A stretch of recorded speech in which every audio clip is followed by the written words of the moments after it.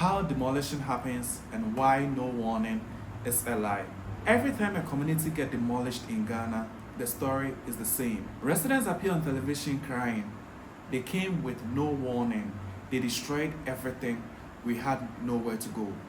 The institution in charge of this demolition activity or exercise also appear on television and states these structures were illegal. We followed due process. Warnings were served. Both statements can partially be true, but then there are planning process that needs to be followed legally before any demolition activity or exercise is being carried out in Ghana. And I bet majority have never heard it explained. My name is Derek Esidu, Derek the P. This is Plan for Ghana, and this is where you get all the planning education you need.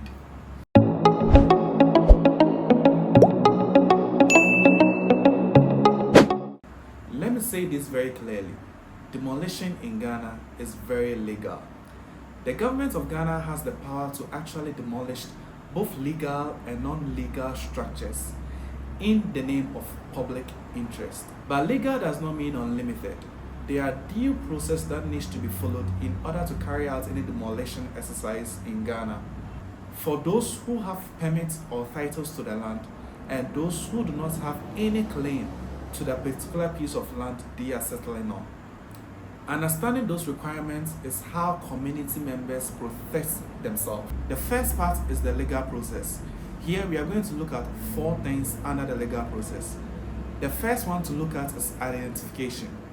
So in this particular case, the assembly in charge of that particular district, that particular region or that particular area identifies structures that are actually violating the plans that has been prepared. It can be buildings in waterways, it can be buildings in road buffer or road corridor, any buildings at all that the assembly wishes to demolish in order or for the purpose of the common good of the whole community. After these structures has been identified by the assembly, the second stage is what we called the notice to comply.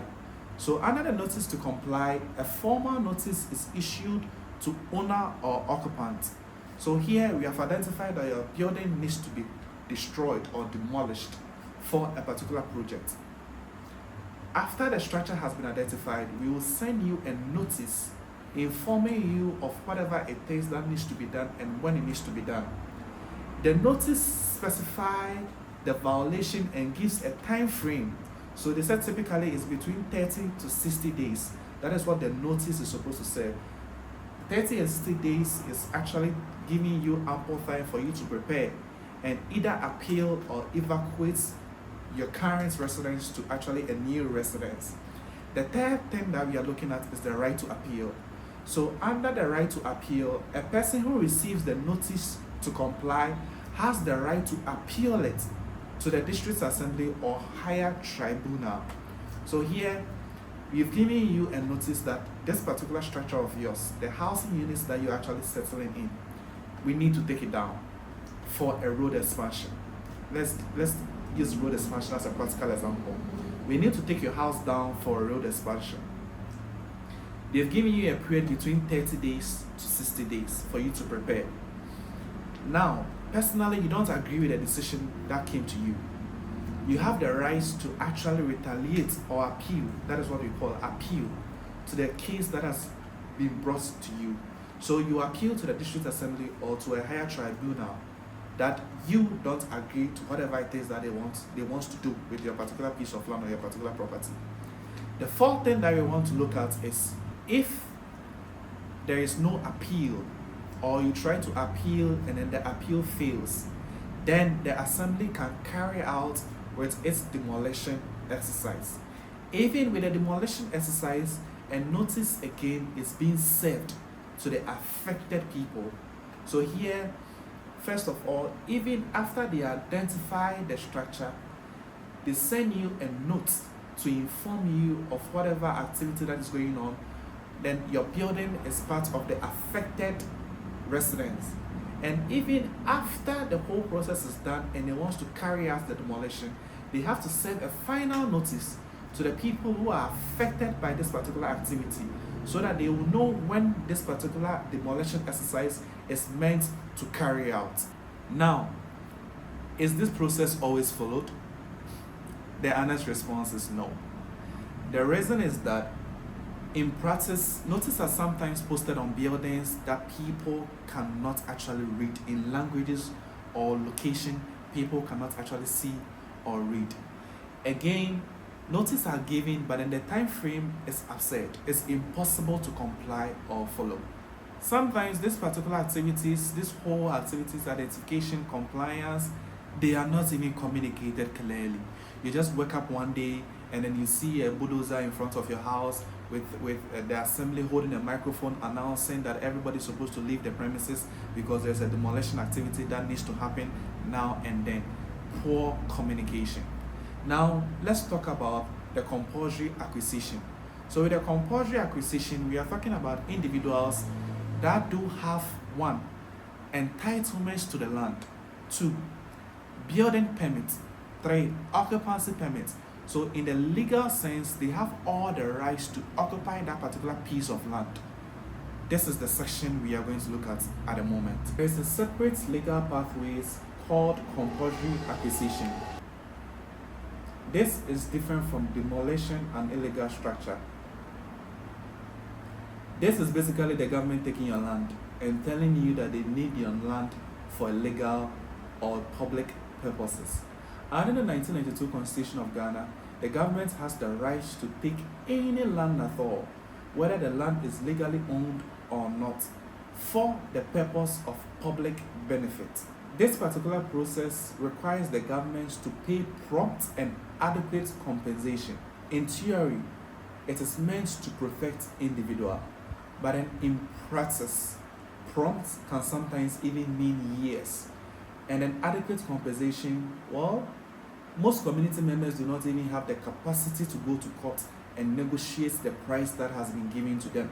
So they end up just accepting whatever it is that has been given to them in terms of money. This is where the human rights dimensions of planning really shows itself.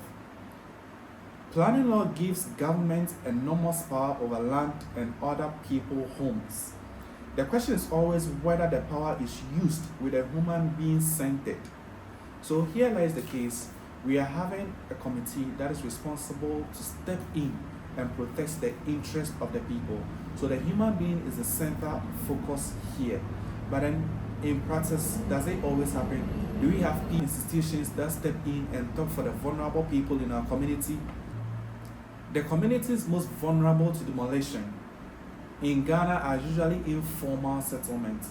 So when we talk about informal settlements, we are referring to settlements that actually grow without formal planning, often no land ownership, and then where occupants have no formal title. This is what we basically refer to as informal settlement. Okay, example is Old Fadama in Accra, Mensagini in Kumasi, communities along railway corridor, and communities on waterfront land. Communities are often not connected to formal information channels. Notice posted on buildings in formal English are not effective communication for communities where many residents have limited literacy or speak languages other than English.